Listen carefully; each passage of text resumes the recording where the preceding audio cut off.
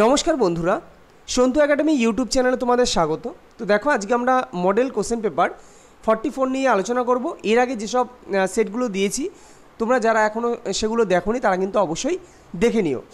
আর দেখো, আরপিএফের পরীক্ষা তো সামনেই প্রায় চলে এসছে।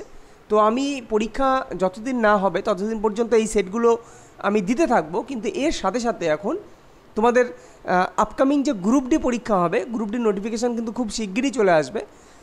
তোমার ফর্ম ফিল আপের ডেট কিন্তু খুব তাড়াতাড়ি দিয়ে দেবে। তো এই যে রেলের যে গ্রুপ ডি পরীক্ষা হবে তার উপর, কারণ রেলের গ্রুপ ডি বিশেষ করে সায়েন্সকে কিন্তু খুব টার্গেট করে। তো আমার সায়েন্সের কোশ্চেনের পরিমাণটা একটু বেশি থাকবে সেই সব সেটগুলোতে। তো আমি গ্রুপ ডির উপর কিন্তু এরপরে সেট আনবো। এর সাথে সাথে এটা আস্তে আস্তে দিয়ে, কেননা প্রায় 44টা মানে 50টা সেট করা মানে তুমি অনেক কোশ্চেন মোটামুটি জেনে গেছো। তো এর সাথে সাথে গ্রুপ ডিটা করলে কি, তোমরা গ্রুপ ডি যে সায়েন্সের উপর যে কোশ্চেন হয় সেগুলো সম্বন্ধে তুমি আস্তে আস্তে ওয়াকিবল হতে থাকবে।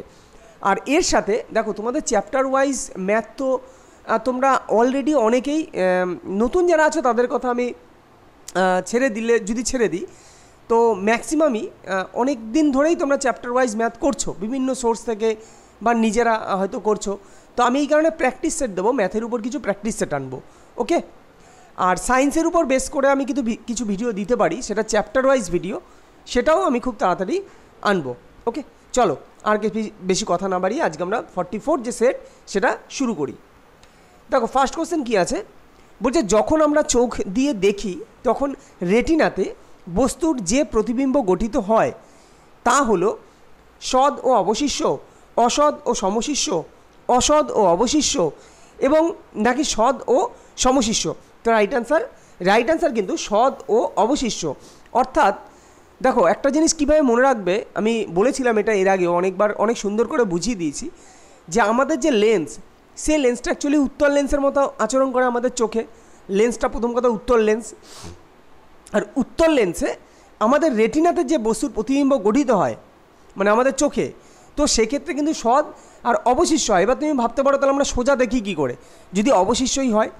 তো অ্যাকচুয়ালি রেটিনাতে তোমার উল্টানো প্রতিবিম্ব তৈরি হয়, কিন্তু এটা একটা স্নায়ুর মাধ্যমে, সেই স্নায়ুটার নাম হচ্ছে অপটিক স্নায়ুর মাধ্যমে সেটা আবার মস্তিষ্কে কেন্দ্রীয় স্নায়ুতন্ত্রে সেটা গিয়ে সোজা হয়ে যায়। ক্লিয়ার? তো প্রথমে কিন্তু অবশিষ্য মানে উল্টানো প্রতিবিম্বই রেটিনাতে তৈরি হয়, কিন্তু আমরা সোজা দেখি কেন? তার কারণ অপটিক স্নায়ু কী করে, সেই প্রতিবিম্বটাকে কেন্দ্রীয় স্নায়ুতন্ত্রকে সোজা করে নিয়ে যায়। তো এই কারণে আমরা সোজা দেখি। ক্লিয়ার? কিন্তু হবে কি, সদ ও অবশিষ্য। তো সমশিষ্য কিন্তু কেউ করো না, সমশিষ্য ইজ আ রং অ্যান্সার, ওকে। চলো পরবর্তী কোশ্চেন দেখো, নিচের মধ্যে কে শেষ মৌর্য শাসক ছিলেন যিনি তার সেনাপতি দ্বারা এটা দ্বারা হবে নিহত হন? তো দশরথ, দেববর্মন, সম্প্রীতি না বৃহদ্রথ? তো right answer option number D, Brihadratha কিন্তু শেষ মৌর্য শাসক ছিলেন যিনি তার সেনাপতি দ্বারা কিন্তু নিহত হন। আর তোমরা তাহলে বলো, বৃহদ্রথের সেনাপতির নাম কি ছিল?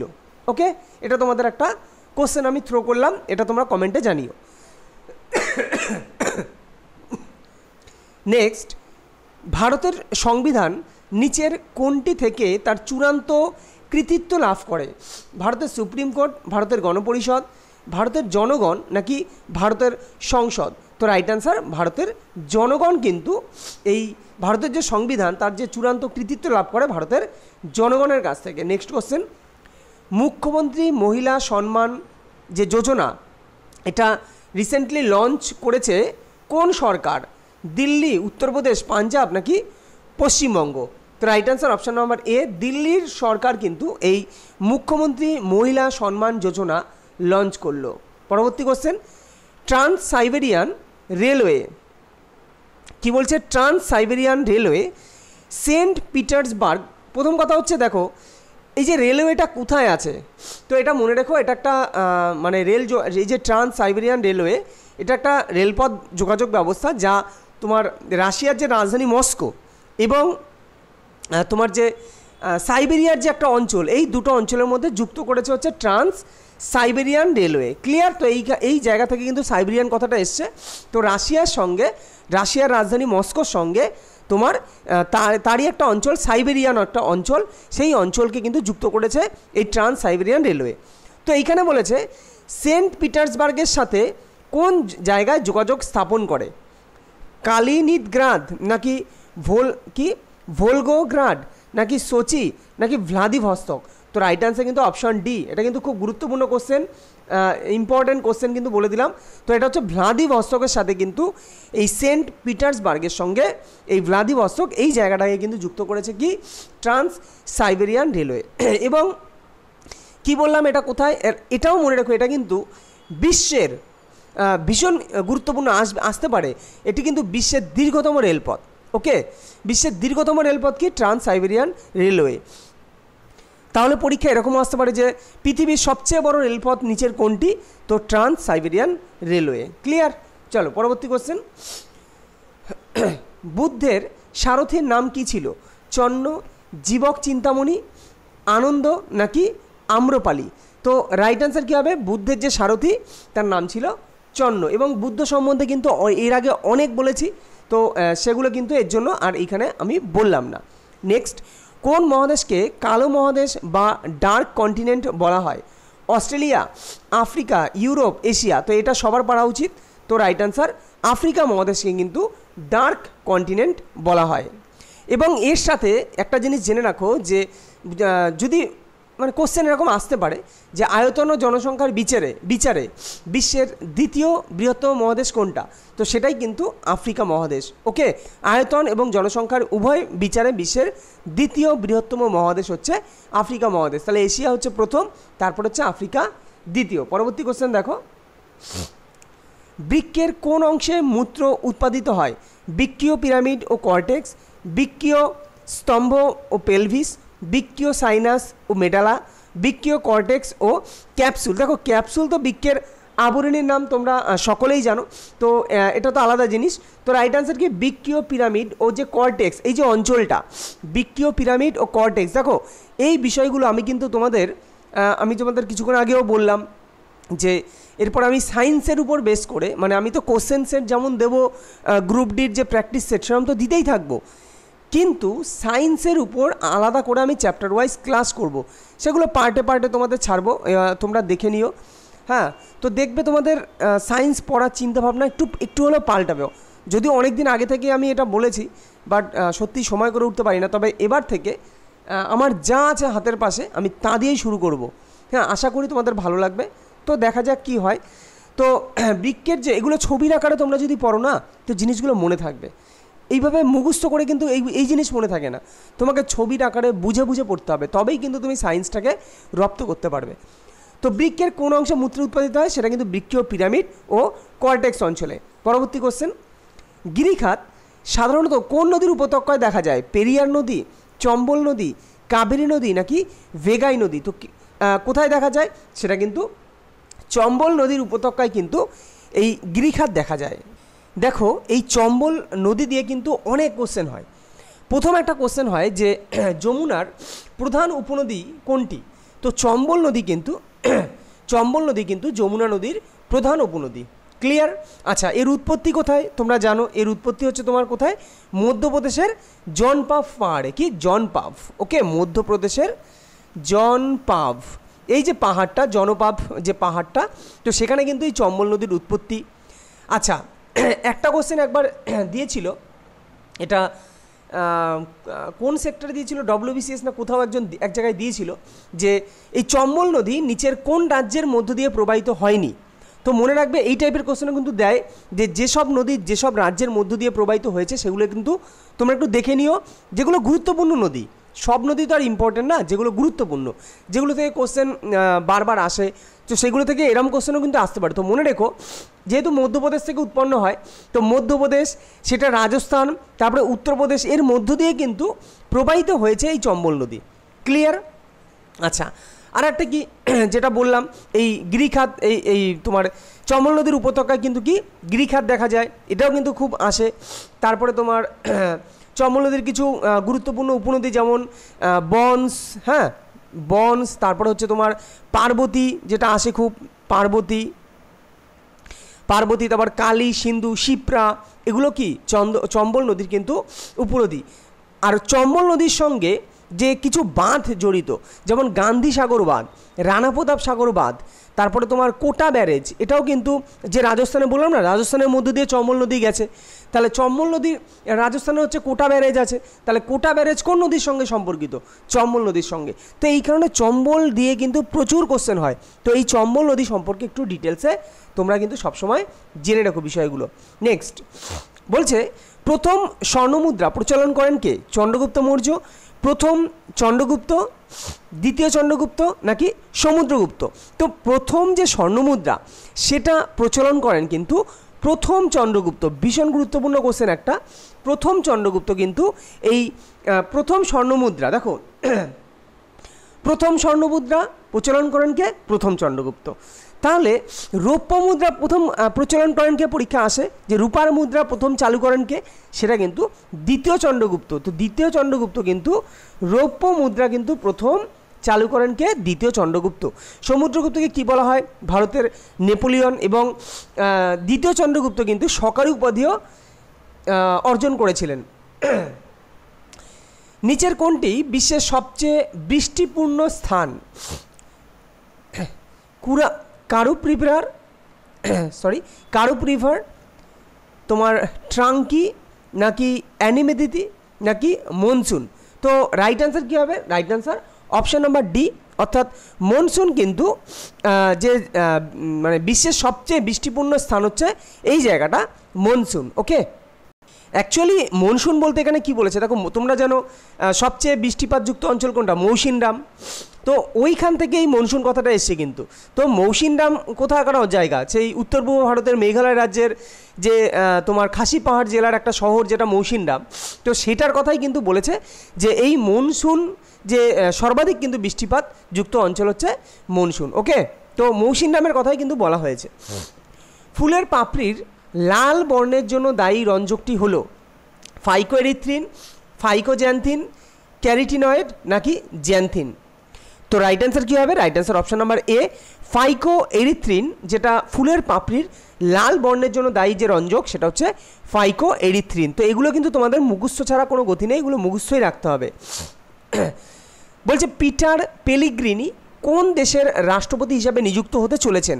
খুব রিসেন্ট ঘটনা কিন্তু। ক্যামেরুন, কানাডা, ঘানা নাকি স্লোভাকিয়া? তো রাইট অ্যান্সার কী হবে? Right answer option number D. আচ্ছা, এর আগে কোনটা করলাম দেখি? 12। আচ্ছা, 12টা হয়ে গেছে। ওকে, তো right answer option number D, Slovakia কিন্তু দেশের রাষ্ট্রপতি হিসাবে নিযুক্ত হতে চলেছেন কে? Peter Pellegrini. নেক্সট, পরবর্তী কোশ্চেন। কেন্দ্র রাজ্য সম্পর্ক নির্ধারণের জন্য প্রথম 3 সদস্যের কমিশনের সভাপতিত্ব করেছেন কে? ভীরাপ্পা মালি, এম পুঞ্চি, পিভি রাজমানার নাকি আর.এস. সারকারিয়া? কি বলছে? কেন্দ্র রাজ্য সম্পর্ক নির্ধারণের জন্য প্রথম 3 সদস্যের কমিশনের সভাপতিত্ব করেছেন কে? এটা একটা কমিটি। তো রাইট অ্যান্সার কী হবে? Right answer option number D is a right answer, R S. Sarkaria. কেননা তোমরা জানো, আমি অনেকবার পড়িয়েছি, সারকারিয়া কমিশন কিসের ভিত্তিতে তৈরি হয়েছিল? কেন্দ্র রাজ্য সম্পর্কের ভিত্তিতে, তাই না? কেন্দ্র রাজ্য সম্পর্ক, এটা হচ্ছে সারকারিয়া কমিশন। তো এই যে তার সভাপতিত্ব করেছিলেন যেহেতু আর.এস. সারকারিয়া, তো তার নাম অনুসারেই কিন্তু এই সারকারিয়া কমিশনটা গঠিত হয়েছিল। এর সাথে আরও যেসব কমিটি বলেছিলাম, যেমন নরসিংহন কমিটি, কি ব্যাংকিং খাত সংস্কার, মালহোত্রা কমিটি, ইন্স্যুরেন্স সেক্টরে যে রিফর্মস করা হয়েছিল সেটা মালহোত্রা কমিটি, তারপরে আরও আছে চোল কমিটি বা রাজাচেলিয়া কমিটি, তাই না? এগুলো কিন্তু এর আগে অনেকবার বলেছিলাম। তারপরে যে পঞ্চায়েতি রাজের জন্য যে তোমার একটা হচ্ছে অশোক মেহতা আছে, আর একটা হচ্ছে তোমার ওটা একটা 3 স্তর বিশিষ্ট আছে, একটা 2 স্তর বিশিষ্ট পঞ্চায়েত ব্যবস্থা আছে। তো দুটোর জন্য আলাদা আলাদা বলবন্ত রায় মেহতা কমিটি, 3 স্তর বিশিষ্ট যে পঞ্চায়েতি রাজ ব্যবস্থা। তো এগুলো কিন্তু প্রত্যেকটা পরীক্ষার জন্য কিন্তু গুরুত্বপূর্ণ, শুধুমাত্র আরপিএফের জন্য না, যে কোনো পরীক্ষার জন্য। ওকে, আর একটা কোশ্চেন আছে যে এই সারকারিয়া কমিশন যেটা কেন্দ্রীয় সরকার দ্বারা গঠিত হয়েছিল সেটা কত সালে? তো এটা একটু মনে রেখো, 1983, 1938 সালে কিন্তু 83 সালে কিন্তু এই সারকারিয়া কমিশনটা গঠিত হয়েছিল। বলছে বিবি কা মকবরা কার সমাধিসৌধ? মমতাজ মহল, নূরজাহান, ঔরঙ্গজেবের পত্নী নাকি শের শাহের পত্নী? তো রাইট আনসার, ঔরঙ্গজেবের যে পত্নী তার স্মৃতিসৌধ হিসেবে এই বিবি কা মকবরা কিন্তু তৈরি হয়েছিল। নেক্সট, রিলে শব্দটি কোন খেলার সঙ্গে যুক্ত? নিক্ষেপ জাতীয় খেলা, দৌড়, ভারোত্তোলন নাকি অসি খেলা? তো রিলে শব্দটা কিন্তু এটা দৌড়ের সাথে জড়িত কিন্তু এই রিলে শব্দ। এটা একটা এমটিএস পরীক্ষায় কিন্তু আসা কোশ্চেন এবং খুবই গুরুত্বপূর্ণ, এগুলো বারবার পরীক্ষায় আসে। ওকে, তো রিলে শব্দটা কিন্তু দৌড়ের সাথে জড়িত। আচ্ছা, দৌড় বলতে এটা আবার ঘৌড় দৌড় কেউ ভেবো না। ঘৌড় দৌড় যেমন তোমার পান্টার, জকি, প্লেস, উইন, এগুলো এর আগে বলেছিলাম অনেকবার। তারপরে বোটিং, যেমন আমরা যে বোটিং হয়, যে বোটিংয়ের সাথে যেমন কক্স জড়িত। ভারোত্তোলনের সাথে কি জড়িত? ভারোত্তোলনের সাথে অনেক আছে ভারোত্তোলনের সঙ্গে। তারপরে আরও কুস্তিতে যেমন হিপ জড়িত, তাই না? হাফ নেলসন জড়িত কুস্তিতে। চলো পরবর্তী কোশ্চেন, নিচের কোন দুটি, কি বলছে, নিচের কোন দুটি উত্তর দক্ষিণ করিডোর দ্বারা যুক্ত? আচ্ছা, বলছে এই যে শহর দুটো আমি বলছি, মুম্বাই চেন্নাই বা অমৃতসর কলকাতা, হায়দ্রাবাদ ভোপাল, শ্রীনগর কন্যাকুমারী, এদের মধ্যে কোন জুটিটা উত্তর ও দক্ষিণ করিডোর দ্বারা জড়িত? তো উত্তর দক্ষিণ বুঝে গেছো, আর কিছু বলার নেই। উত্তরে কি আছে? সর্ব উত্তরে একদম ভারতের সর্বোচ্চ উত্তরে আছে তোমার শ্রীনগর, আর নিচে আছে কোথায়, যেটা হচ্ছে তোমার তামিলনাড়ু ওইদিকে, সেটা হচ্ছে কন্যাকুমারী। তো শ্রীনগর ও কন্যাকুমারী এর সাথে উত্তর দক্ষিণ করিডোর দ্বারা জড়িত। নেক্সট, হর্নবিল ফেস্টিভ্যাল কোথায় অনুষ্ঠিত হয়? মণিপুর, নাগাল্যান্ড, অসম নাকি সিকিম? এর আগেও করিয়েছি, এটা কিন্তু নাগাল্যান্ডের একটা অনুষ্ঠান। এই হর্নবিল উৎসব যেটা, সেটা নাগাল্যান্ডের একটি বিখ্যাত কিন্তু একটা উৎসব। এর সাথে নাগাল্যান্ডে আরও কিছু উৎসব আছে, যেমন মোয়াৎসু, এটাও কিন্তু পরীক্ষায় এসছে এর আগে অনেকবার। মোয়াৎসু উৎসবও কিন্তু নাগাল্যান্ডের উৎসব। সেরকমভাবে কর্ণাটকের কি আছে? কর্ণাটকের ইয়াক সাগনাং, হুতারি, সুগি। তারপর পাঞ্জাবের হচ্ছে গিদ্ধা, তারপরে ভাংরা, তারপরে তোমার মধুবনী উৎসব যেটা হচ্ছে বিহারে আছে। তারপরে উড়িষ্যার যেমন পটচিত্র, হ্যাঁ সেটা উৎসব না, তোমার পটচিত্র একটা চিত্র, যেমন আমাদের পশ্চিমবঙ্গের আলপনা হয়, সেরকম উড়িষ্যায় তোমার পটচিত্র হয়। তারপরে রিসেন্ট তো জগন্নাথ যে পর্ব চলে গেল, জগন্নাথ উৎসব, সেটা পুরীর বিখ্যাত উৎসব। ওকে চলো, তারপর নবকলেবর উড়িষ্যার একটা উৎসব। কে কন্যা ভ্রূণ হত্যা নিষিদ্ধ করেন? Lord Hastings, Lord William Bentinck, Lord Wellesley নাকি লর্ড কর্নওয়ালিস? তো রাইট অ্যান্সার, কে কন্যা ভ্রূণ হত্যা নিয়ন্ত্রণ করেন? সেটা হচ্ছে লর্ড উইলিয়াম বেন্টিং। তিনি কিন্তু কন্যা ভ্রূণ হত্যা নিষিদ্ধ করেন, নিয়ন্ত্রণকে নিষিদ্ধ করেন। নেক্সট, বলছে সংবিধানের কোন ধারায় অর্থ কমিশনকে আধা বিচারগত একটি সংগঠন হিসাবে তৈরির কথা বলা আছে? ভীষণ গুরুত্বপূর্ণ কোশ্চেন। দেখো কোশ্চেনের লেভেলটা কি রেখেছি, বলছে সংবিধানের কোন ধারায় অর্থ কমিশনকে আধা বিচারগত একটি সংগঠন হিসাবে তৈরির কথা বলা আছে? বলছে 3 নং ধারায়, 280 নং ধারায় নাকি 101 নং ধারায় নাকি 279 নং ধারায়? তো right answer option number B, 280 নং ধারায়। কেননা তোমরা জানো যে 280 নং ধারায় অর্থ কমিশনের কথা বলা হয়েছে। তো 280 নং ধারায় কিন্তু এই সংবিধানের যে তোমার অর্থ কমিশনকে আধা বিচারগত একটি সংগঠন হিসাবে বলা হয়েছে। পরবর্তী কোশ্চেন, নেক্সট, প্রদত্ত কোনটি অ্যান্টিবডি সৃষ্টি করে? দেখো এগুলো সবই শ্বেতরক্তকণিকা, তোমরা জানো, monocyte, lymphocyte, neutrophil, eosinophil, basophil, এই সবই শ্বেতরক্তকণিকা। প্রায় 6 প্রকার শ্বেতরক্তকণিকা আছে, 5 প্রকার, ক্লিয়ার? এর মধ্যে বলছে কোন শ্বেতরক্তকণিকা অ্যান্টিবডি সৃষ্টি করে? তো right answer option number B, lymphocyte শ্বেতরক্তকণিকা কিন্তু অ্যান্টিবডি সৃষ্টি করে। এবং এইখানে একটা কোশ্চেন দেয় যে এই শ্বেতরক্তকণিকা কোন পদ্ধতিতে জীবাণু ধ্বংস করে? তো মনে রাখো, শ্বেতরক্তকণিকা ফ্যাগোসাইটোসিস পদ্ধতিতে কিন্তু জীবাণু ধ্বংস করে। পরবর্তী কোশ্চেন, নিচের কোনটি অরুণাচল প্রদেশ এবং মায়ানমারের মধ্যে সীমানা নির্ধারণ করে? পাটকাই বুম, একটু দেখে নিও, পাটকাই বুম হবে, পাটকাই বুম। আচ্ছা, বরাইল শ্রেণী, মণিপুর নাকি ব্লু মাউন্টেন? তো right answer option number A is the right answer, অর্থাৎ পাটকাই বুম এই জায়গাটা কিন্তু অরুণাচল প্রদেশ এবং যে মায়ানমার এদের মধ্যে কিন্তু একটা সীমানা নির্ধারণ করে পাটকাই বুম। আচ্ছা, বরাইল শ্রেণী তাহলে কি? বরাইল শ্রেণী হচ্ছে তোমার মণিপুর, যে তোমার নাগা পাহাড় আর যে মণিপুর পাহাড়, এই দুটোর মধ্যে পৃথক করা হচ্ছে বড়াইল শ্রেণী। খুবই গুরুত্বপূর্ণ এই কোশ্চেনগুলো আমি কিন্তু আলোচনা করেছি বারবারের জন্য। পাটকাইবুম কি অরুণাচল প্রদেশ মায়ানমার, বড়াইল শ্রেণী কি নাগা পাহাড় মণিপুর, আর তোমার এই মণিপুর যে জায়গাটা, মণিপুর যে পাহাড় সেটা মণিপুর আর মায়ানমারের মধ্যে কিন্তু সীমানা নির্ধারণ করে মণিপুর পাহাড়। আর মিজো পাহাড়টা বলে দিই, এই যে ব্লু মাউন্টেন যেটা, সেটা হচ্ছে মিজো পাহাড়ের সর্বোচ্চ শৃঙ্গের নাম। তো মিজো পাহাড়ের সর্বোচ্চ শৃঙ্গের নাম কি? Blue mountain. আরও কয়েকটা জিনিস বলি, যে তোমার গারো পাহাড়ের সর্বোচ্চ শৃঙ্গ নোকরেক, এটা তোমরা জানো। আচ্ছা, শিবালিক আর ধৌলিধর একটা জায়গা আছে, শিবালিক আর ধৌলিধর, এর মধ্যে কিন্তু কাংড়া উপত্যকা অবস্থিত। এটাও পরীক্ষায় দিয়েছিল যে কাংড়া উপত্যকার নিচের কোন দুটি জায়গার মধ্যে অবস্থিত। শিবালিক ও ধৌলিধরের মধ্যে কাংড়া উপত্যকা এবং শতদ্রু উপত্যকা কিন্তু ধৌলিধর আর নাকটিম্বা এদের মধ্যে শতদ্রু। আর কুলু উপত্যকা কোথায়? পীর পাঞ্জাল আর ধৌলিধর। তাহলে ধৌলিধরটা একটু মনে রাখবে, ধৌলিধর আর শিবালিক হচ্ছে কাংড়া, ধৌলিধর আর নাকটিম্বা হচ্ছে শতদ্রু, আর ধৌলিধর আর পীর পাঞ্জাল এটা হচ্ছে কুলু উপত্যকা। ক্লিয়ার? আর পীর পাঞ্জাল আর উচ্চ হিমালয় যেটা, সেটা হচ্ছে লাহুল উপত্যকা। এই কটার বাইরে কিন্তু খুব একটা দেয় না, এগুলোর মধ্যেই কিন্তু বারবার ঘুরিয়ে পেঁচিয়ে কোশ্চেন হয়। নেক্সট, নিচের কোনটি শীতল ও শুষ্ক স্থানীয় বায়ু? সিরাক্কো খামসিন, আধি, পাম্পোরো নাকি চিনুক? তো right answer option number C is the right answer. Pampore এটা কিন্তু একটা শীতল ও শুষ্ক বায়ু। যেমন কালবৈশাখী, কালবৈশাখী কি? আর্দ্র বায়ু, আর্দ্র এবং তোমার গরম বায়ু, এটা হচ্ছে কালবৈশাখী, তাই না? তো সেরকমভাবে শীতল ও শুষ্ক বায়ু হচ্ছে পাম্পোরো। এবং এরা কোথা থেকে কোথায় এদের যে বায়ু প্রবাহটা হয় সেটা কোথা থেকে কোথায়, এটাও কিন্তু পরীক্ষায় দেয়। তো এগুলো এর আগে বলেছি, এর জন্য এই ভিডিওতে আর বললাম না, পরবর্তী কোনো ভিডিওতে আলোচনা করব। কবে বিহার ও উড়িষ্যা দুটি আলাদা রাজ্যের সৃষ্টি হয়?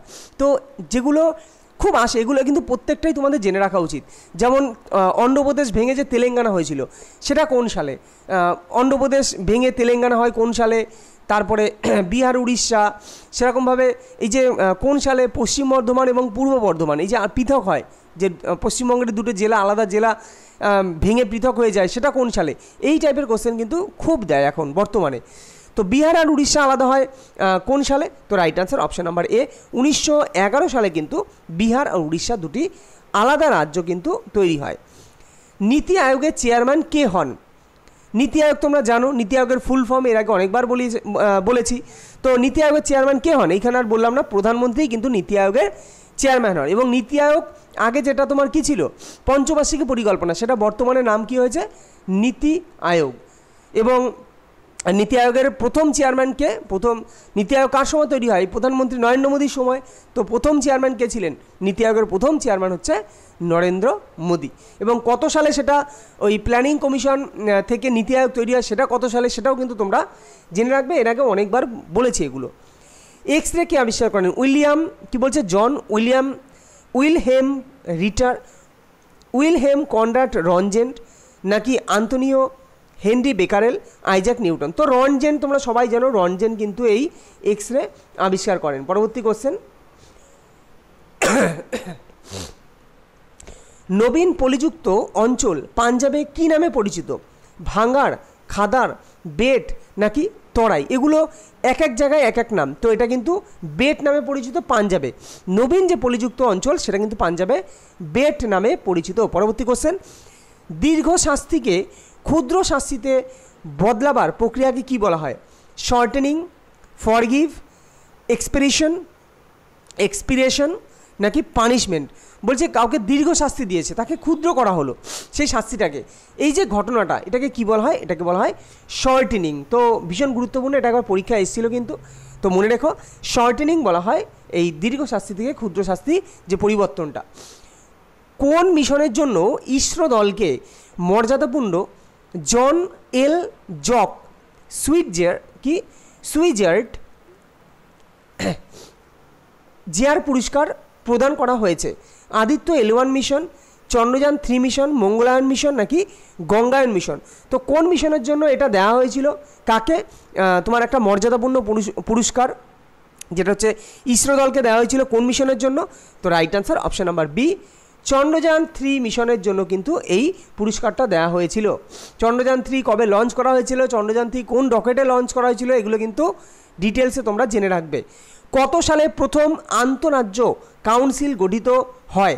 1993, 1990, 1991 নাকি 1997? তো right answer option number B, 1990 সালে কিন্তু এই আন্তঃরাজ্য কাউন্সিল কিন্তু গঠিত হয়েছিল। পর্যায় সারণীর কোন গ্রুপে কঠিন, তরল এবং গ্যাসীয় এই 3 ধরনের মৌলই দেখতে পাওয়া যায়? তো তোমরা এই কোশ্চেনটা আসলেই তোমাদের বারবার বলি হ্যালোজেন, নিশ্চয়ই হ্যালোজেন, যেটা হচ্ছে গ্রুপ 17, পর্যায় সারণী গ্রুপ 17-এর মৌল হচ্ছে হ্যালোজেন।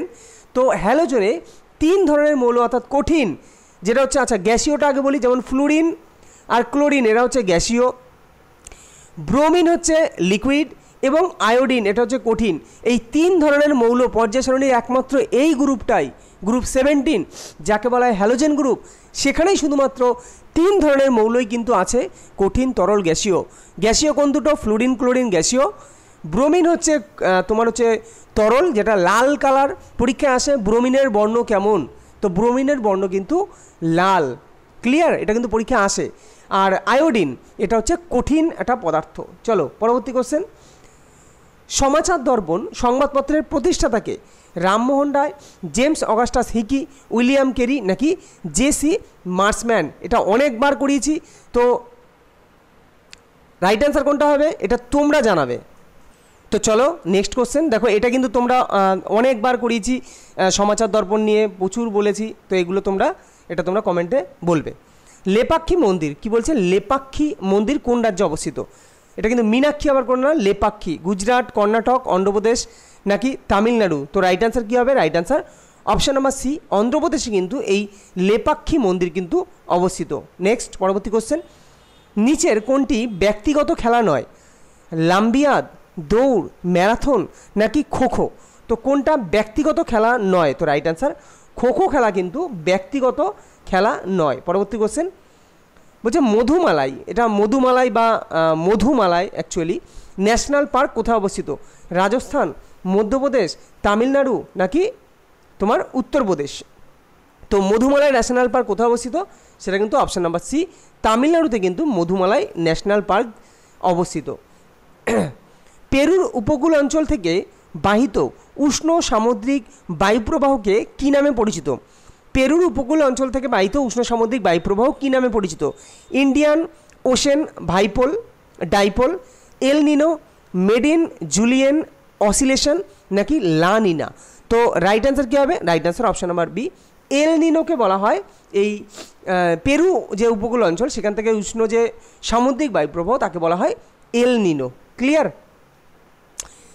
সাম্প্রতিক প্রকাশিত বিশ্ব সাইবার অপরাধ সূচকে ভারতের স্থান কত? 40, 30, 20 নাকি 10? তো right answer option number D.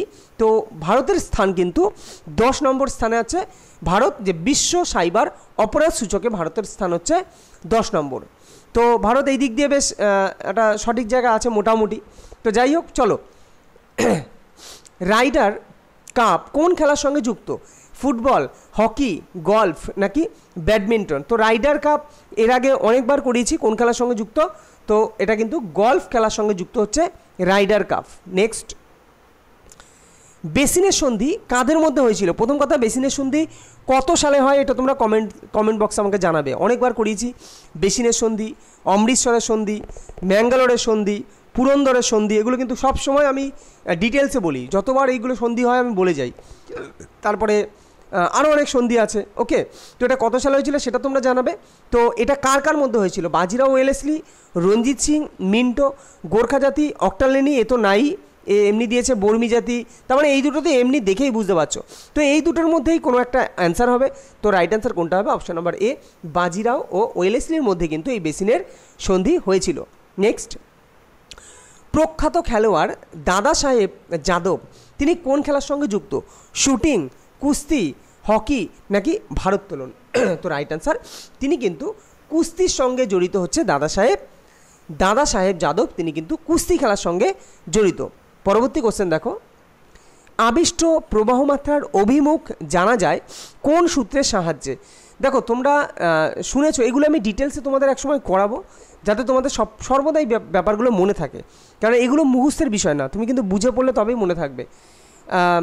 যেটা হচ্ছে ফ্লেমিংয়ের বামহস্ত নিয়ম, ডানহস্ত নিয়ম, দক্ষিণ মুষ্টি নিয়ম আছে, হ্যাঁ, তারপরে আরও আছে, তো সেইগুলো তুমি যদি বুঝে পড়ো তাহলে এইগুলো সবসময় মনে রাখবে।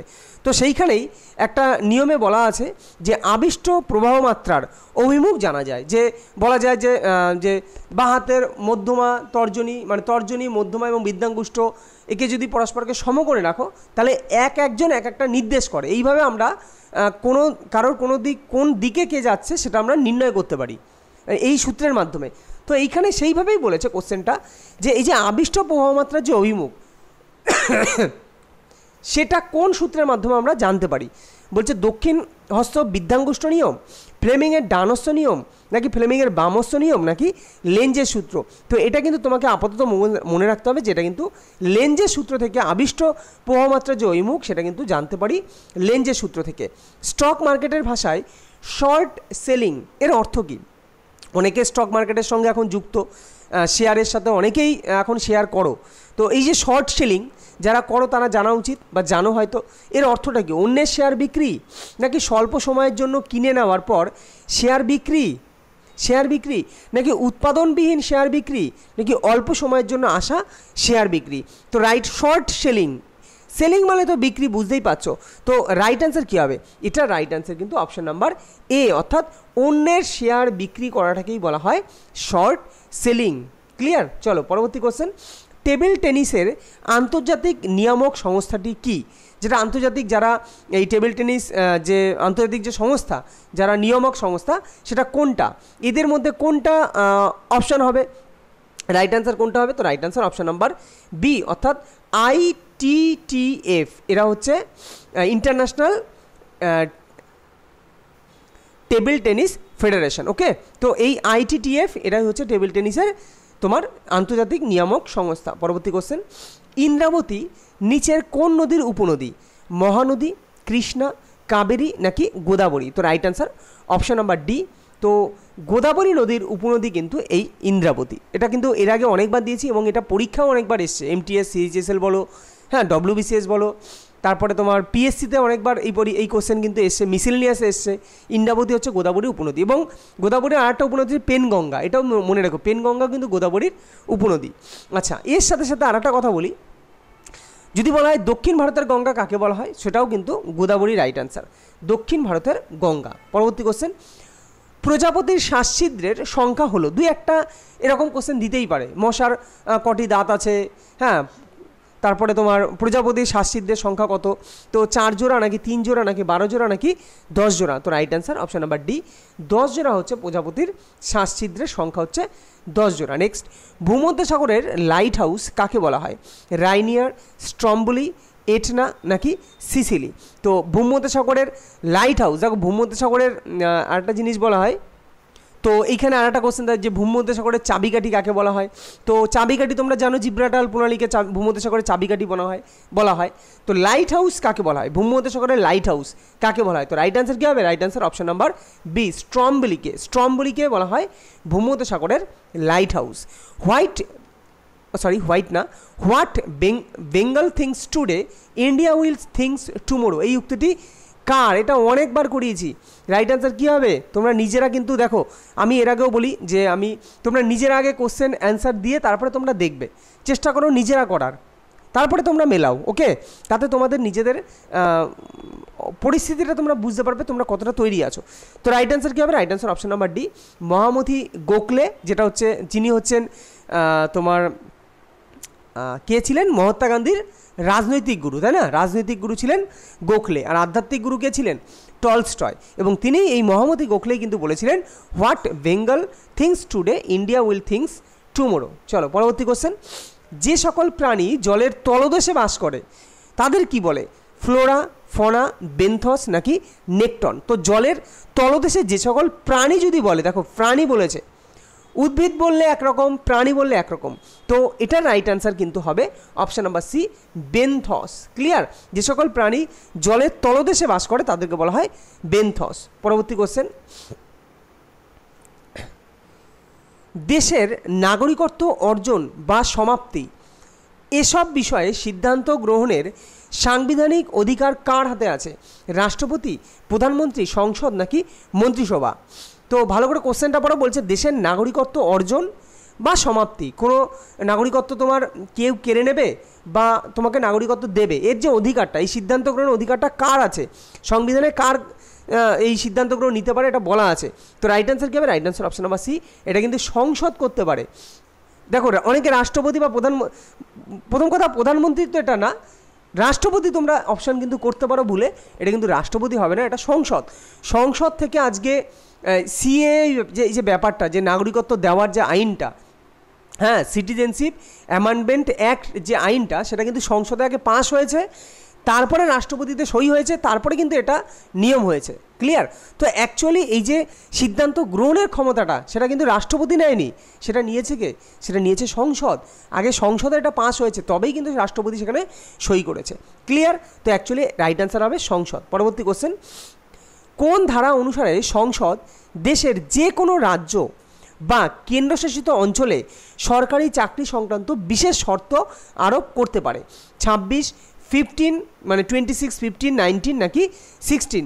তো রাইট অ্যান্সার কী হবে? Right answer option number D, 16 নং ধারা অনুযায়ী কিন্তু কোনো মানে সংসদ কোনো দেশের রাজ্য, যে এই আমাদের যে দেশ, তার রাজ্য বা কেন্দ্রশাসিত অঞ্চলে কিন্তু সরকারি চাকরির ক্ষেত্রে বিভিন্ন শর্ত কিন্তু আরোপ করতে পারে। ওকে, তো এই ছিল আজকে আমাদের 44-এর যে সেট। তো সেই সেট অনেক দিন একটু পরে আসলাম, তো এরপর আবার চলবে। একটু ভীষণ ঠান্ডা লেগেছিল, গলা আওয়াজ শুনে তোমরা বুঝতে পেরেছো। তো ভিডিওটা যদি ভালো লাগে তো লাইক, শেয়ার, কমেন্ট করো, হ্যাঁ, শেয়ার করো একটু, আর ভালো লাগলে চ্যানেলটিকে সাবস্ক্রাইব করো। দেখা হবে পরবর্তী কোনো ভিডিওতে, ততক্ষণ ভালো থেকো, সুস্থ থেকো। আর যেটা বললাম এরপরে কিন্তু সেগুলো আস্তে আস্তে আসতে থাকবে।